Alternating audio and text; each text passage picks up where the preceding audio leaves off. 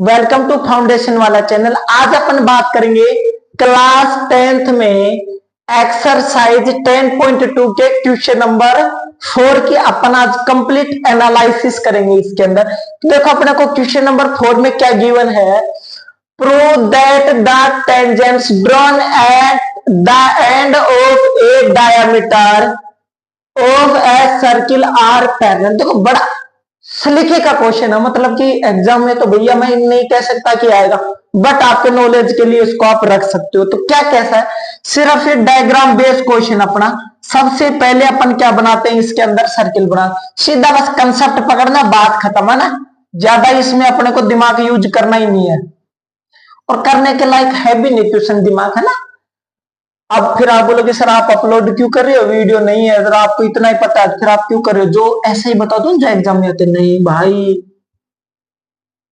नहीं ऐसा नहीं है ना। ये ए हो गया, ये हो गया बी।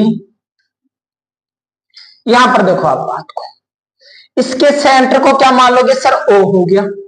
इस पॉइंट को इससे मैच करवा दोगे, इस पॉइंट को इससे क्या करवा दोगे, मैच करवा दोगे। इस पॉइंट को आप कुछ भी नाम दे दो, मैं नाम दे देता हूं एम और एन दे दो। चलो इसका मैंने नाम दे दिया बेटा एम, और इसका मैंने नाम दे दिया एम, ठीक है। ऊपर देखो आप एक बात समझा ना इस बात को, यानी ये ऊपर वाली लाइन को क्या बोलोगे, आपके मन में चल रहा होगा सर इसको हम बोल देंगे टेंजेंट। इस नीचे वाली को भी आप क्या बोल दोगे, टेंजेंट। बिल्कुल राइट, आप सही सोच रहे हो, है ना, सही लाइन पे हो। क्यों, क्योंकि सर सर्किल को अगर वन पॉइंट पे सिर्फ टच करे, यानी वन पॉइंट उनका कॉमन यानी मीट पॉइंट सर्किल का रिश्ता बनी हो, एक बारी मिल रहे हो, तो क्या होती है, टेंजेंट होती है। इस टेंजेंट का मानो अपन नाम दे देते हैं, बोलो क्या दोगे आप, बोलो। आप बोलोगे सर एबीसीडी में शुरू से दे दो, ए और बी दे दो। चलो ठीक है, नाराज क्यों होते हो, दे रहे हैं बेटा ए और बी। नेक्स्ट अपने बात करा सर नीचे वाली का, चलो इस नीचे वाले का एक्स और वाई दे दे। चलो सर ठीक है, शुरू वाले दो और लास्ट वाले क्या दे दो, दो दे दो। वाई और जेड दे दो। चलो लास्ट वाली बात हो रही है, तो वाई और जेड। क्लियर है यहां तक, आप बोलोगे सर बिल्कुल ठीक है। एक बात और सुनना बेटा मेरी बात को, जब भी आपको जिंदगी में ऐसा पर्सन दिखाई दे, यानी टू पैरेलल लाइन को एक थर्ड वाली लाइन क्या करे, काटे, यानी इनको कभी कभी नहीं, ये जो लाइन ऐसी होती है इनको क्या बोलते हैं, ट्रांसवर्सल लाइन भी बोलते हैं ना।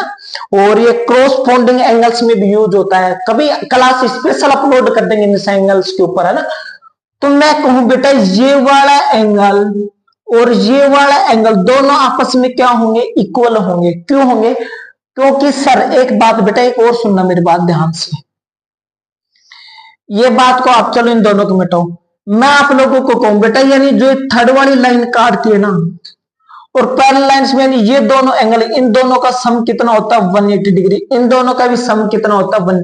अगर कल को मैं आपको कहूं ये 100 डिग्री का एंगल है, तो आप ऑटोमेटिक बोल दोगे ये 80 का है। याद रख लेना नॉलेज के लिए।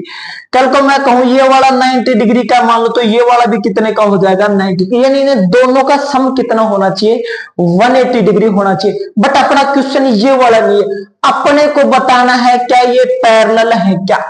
अब देखो अगर पैरेलल लाइंस का सम 180 आ रहा, तो आप इस बात को आप उल्टा ऐसे समझो, क्या सर अगर अपने को कोई दो एंगल ऐसा दे जिनका सम 180 डिग्री हो जाए आपस में, या फिर ऐसे सम 180 डिग्री हो जाए, तो भी क्या वो पैरेलल होंगे। आप बोलोगे सर बात सही है, क्लिक कर गई बात समझ में। भाई जब ये पैरेलल होके 180 हो सकता है, जब एंगल 180 दे दे तो लाइन भी आपस में पैरेलल होंगी नहीं होंगी। आप बोलोगे बिल्कुल बात अपनी 1000% करेक्ट है।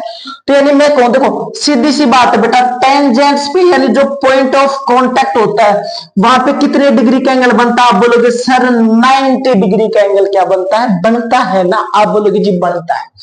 यहां पर भी मेरा बच्चा, यहां पे भी पॉइंट ऑफ कांटेक्ट है, यहां पे भी कितने डिग्री का एंगल बनेगा। आप बोलोगे सर यहां पर भी हमारा बन जाएगा 90 डिग्री का एंगल। क्यों, क्योंकि सर पॉइंट ऑफ कांटेक्ट है, या फिर टेंजेंट पे ये पॉइंट ऑफ कांटेक्ट है, जहां पे मिलते हैं वहां पर क्या होते हैं, परपेंडिकुलर होते हैं। परपेंडिकुलर को ही अपन क्या बोलते हैं, 90 डिग्री का एंगल बोल देते हैं।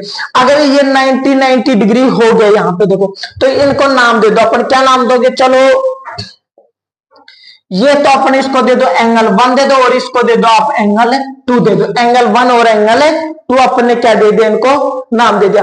तो यानी यहाँ पे लिखो सर ये 1 और 2 क्या है, तो भैया सॉल्यूशन में आपको थोड़ा सा लिखना, यहाँ पे लिख दो sir since angle 1 and angle 2, यानी एंगल 1 एंड एंगल 2 क्या होंगे आपस में। सर आप बोलोगे सर ये एंगल 1 और एंगल 2, देखो पहली बात तो ये दोनों लाइनों की कहाँ है, अंदर है ना भाई, ये दोनों लाइनों को क्या है, अंदर।